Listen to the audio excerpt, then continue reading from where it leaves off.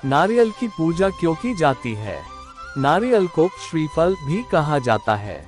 आमतौर पर शादी, त्योहार और किसी भी महत्वपूर्ण पूजा या पूजा सामग्री में नारियल का विशेष महत्व है। इतना ही नहीं, किसी के स्वागत में भी भेंट स्वरूप श्रीफल दिया जाता है।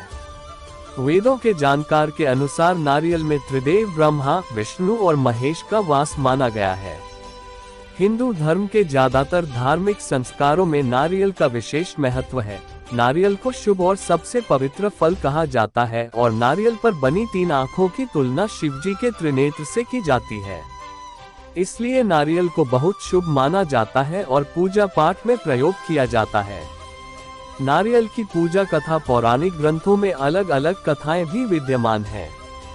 शास्त्रों के अनुसार पृथ्वी पर जब भगवान विष्णु का अवतरण हुआ तो वह वैकुंठ लोक से 3 चीजें लेकर आए। 1 लक्ष्मी, 2 कामधेनु, 3 श्रीफल यानी नारियल। श्रीफल को ब्रह्मा, विष्णु और महेश का प्रिय फल कहा जाता है। यही कारण है कि नारियल के वृक्ष को पुराणों में कल्पवृक्ष के नाम से भी संबोधित किया गया है। इस वृक्ष पर तीनों देव ब्रह्मा, विष्णु और महेश वास करते हैं। नारियल में उनके वास का प्रमाण भी दिखाई देता है, क्योंकि फल में 3 बीज रूपी संकेत दिखाई देते हैं। श्रीफल को तोड़ने के बाद इन बीजों को खाया नहीं जाता है, बल्कि भगवान को अर्पित कर दिया जाता है या हवन में आहुति दे दी जाती है।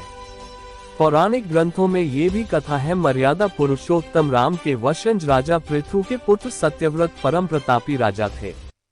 राजा सत्यव्रत ने अपने जीवन काल के अंतिम चरण में राजपाट त्याग दिया था और सारा राजपाट अपने पुत्र राजा हरिश्चंद्र को सौंप दिया था। सत्यव्रत अपने जीवन के आखिरी दौर में स्वर्ग लोक जाने की इच्छा रखते थे, लेकिन उन्हें स्वर्ग तक जाने का मार्ग ज्ञात नहीं था। राजा सत्यव्रत ऋषि विश्वामित्र के आश्रम पहुंचे। फिर राजा सत्यव्रत ने मुनि विश्वामित्र कहा कि मैं धरती पर अपने सभी कर्म और धर्म पूरे कर चुका हूँ। मुझे आप स्वर्ग जाना है और आप मुझे स्वर्ग जाने का रास्ता बताएं। फिर मुनि ने राजा की इच्छा को पूरा किया और स्वर्ग जाने का रास्ता खोला। लेकिन देवराज इंद्र नहीं चाहते थे कि कोई मनुष्य स्वर्ग में दाखिल हो। इस बात को मुनि विश्वामित्र भी भलीभांति जानते थे। इंद्र स्वर्गलोक में है और सत्यव्रत आने नहीं देंगे। हुआ भी वैसा ही, सत्यव्रत को आने नहीं दिया गया। फिर विश्वामित्र ने दूसरा स्वर्ग बनाने की सोची। एक मजबूत खंभे का निर्माण किया और दूसरे स्वर्गलोक का निर्माण किया, जिसका नाम त्रिशंकु कहलाया, और इसे स्वर्ग से विपरीत दिशा में स्थित किया और इसके राजा सत्यव्रत को बनाया गया, जो बाद नारियल का पेड़ बना। इस तरह जो लोग स्वर्ग तक नहीं पहुंच पाए, उन्हें नारियल स्वर्ग का फल के रूप में मिला। इसलिए नारियल को स्वर्ग का फल भी कहा जाता है। हिंदू धर्म में वृक्षों के गुणों और उसके महत्व को समझते हुए उसे धर्म से जोड़ा गया है। उसमें ही नारियल का पेड़ भी शामिल है। महिलाएं नारियल नहीं फोड़ती। कोई भी वैदिक या दैविक पूजन नारियल के बलिदान के बिना अधूरी मानी जाती है।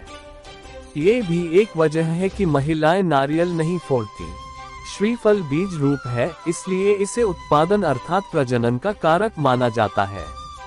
श्रीफल को प्रजनन क्षमता से जोड़ा गया है। स्त्रियों बीज रूप से ही शिशु को जन्म देती हैं और इसलिए नारी के लिए बीज रूपी नारियल को फोड़ना अशुभ माना गया है। देवी देवताओं को श्रीफल चढ़ाने के बाद पुरुष ही इसे फोड़ते हैं।